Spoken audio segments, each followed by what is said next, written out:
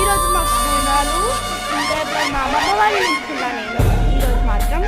So మా family మొత్తం ఇప్పుడు బోనాలు చేస్తున్నారు. బోనాల పండుగే వచ్చింది డోలు డోల్. మొన్నగా మా మమ్మీ ముగ్గేస్తుంది బోనాలు పెట్టేసిన.